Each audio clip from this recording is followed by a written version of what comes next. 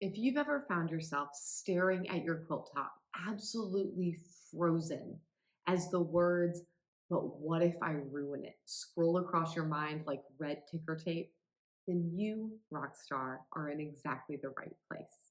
My name is Holly Ann Knight of String and Story, and it's my job to guide you to quilt with confidence. And I need you to hear me. You don't have a talent problem, you don't have a machine problem, you have a framework problem. Now, quilting a whole quilt has always been a big job.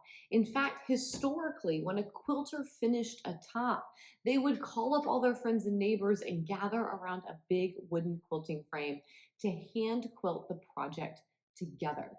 It was considered such a big task that community momentum was the best way to see that job across the finish line.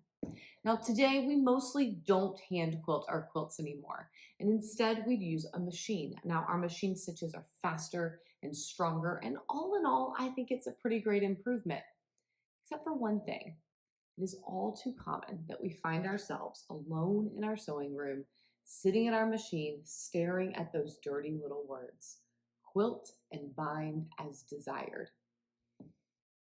There's no momentum in that. In fact, if you've been happily piecing your way through a quilt pattern, it might feel like you just came to a sudden screeching halt.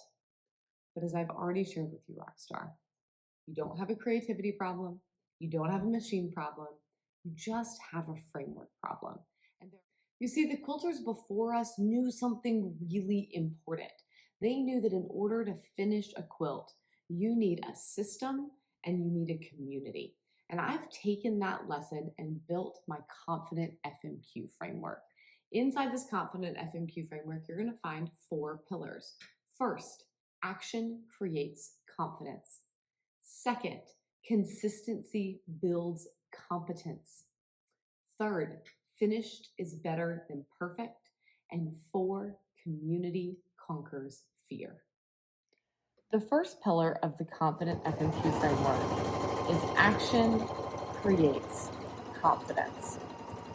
When you set out to quilt your own quilts, you're probably learning a new skill. You're learning how to free motion quilt for the first time, or you're learning how to quilt with rulers for the first time. And it's very normal to be overwhelmed by a new skill. After all, our brains have a really hard time telling the difference between innocuous new environments and threatening ones. So even something as innocent and wonderful as learning free motion quilting can feel like a threat to our brains, and that makes it feel scary. However, we can't feel confident about doing a skill we've never taken time to learn. The only way to break through that barrier of anxiety and to begin to grow your confidence is by starting, putting your needle down, stitching that first wobbly line on a practice sandwich, surviving the first time you do something and it doesn't quite look how you planned. But as you go along, you'll quickly find that the fear begins to dissipate as your skill grows, all because you found that 30 seconds of courage to just start. The second pillar of the Confident FMQ framework is that consistency creates competence. The first time you sit down to free motion quilt, it's probably not going to look that great. The first time you sat down to write your name, it probably didn't really look that great either. How something looks on your first try is not a measure of your skill. It just means that you're beginning and that you need some practice. The more often you practice, the more quickly you will see an improvement in your skills. And I don't mean big, long marathon quilting sessions. I mean 15 or 20 minutes here or there, day in and day out, showing up for yourself and your commitment to finish your quilts. And the more often you do that, the more consistent you are with just a little bit of quilting, day in and day out, the more quickly you will see your competence and even more of your confidence continue to grow. The third pillar of the Confident FMQ framework is that finish is better than perfect. I think one of the biggest roadblocks to finishing our own quilts is this belief that it has to be perfect in order to be valuable. And frankly, it's just not true. For most of us, the job of a quilt is simple. We want to have fun making it, and we want our loved ones to enjoy snuggling with it. And that means that the only way to ruin a quilt is to leave it unfinished, because that's when it can't be loved and snuggled. No matter how accomplished you are as a quilter, there will be times when there's wobbles in your stitches. The line isn't as straight as you wanted it to be, or it wobbles where you wanted it to go the other direction. That's all normal. It's human. It's part of participating in a craft. But it's also part of the magic. Your loved ones aren't looking for a reason to criticize your quilts.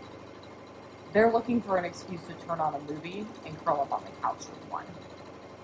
So even when that inner voice screaming for perfection gets loud, I want you to remember that done is better.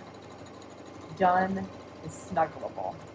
Done is better than perfect.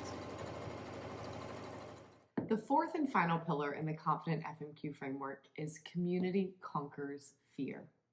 Sometimes our friends believe in us before we believe in ourselves. And I think this is part of the magic of those quilting circles that we talked about back at the beginning of this video. And today, as we quilt on our machines, we're often alone in our sewing rooms, but there's still a lot of ways that we can participate in quilting community. Sometimes it looks like a guild or a class. Sometimes it looks like an online group or membership. Here at String and Story, our Quilting Rockstars gather inside Quilting Rockstar University. This is our online membership that includes free motion and ruler quilting education, as well as the absolute best quilting community around. And I'll admit that I'm biased, but I think they would all say the same thing as well. Quilting Rockstar University allows you to have a place where you always have someone cheering for you. You always have the help that you need, and you always have folks who are going to celebrate every win along the way with your journey. It creates some real special magic. Now, today we have talked about the Confident FMQ framework so that you understand that the secret sauce to finishing your quilts is not about being an artist or about having a bigger machine. It's about having a proven system that can guide you step by step, not only through your very first quilt, but through every quilt that follows, giving you the opportunity to grow your skills, grow your confidence, push down fear, and become part of a meaningful community. If you've enjoyed this video today, don't forget to hit like and subscribe, and then head down to the description for some very important resources.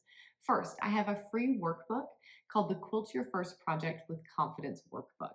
It's going to apply the framework I taught you today to guide you step by step through quilting your very first project. Then, because I want you to continue growing in your skills, learn some more motifs, and become part of that magical community that I mentioned, there's also a link to Quilting Rockstar University.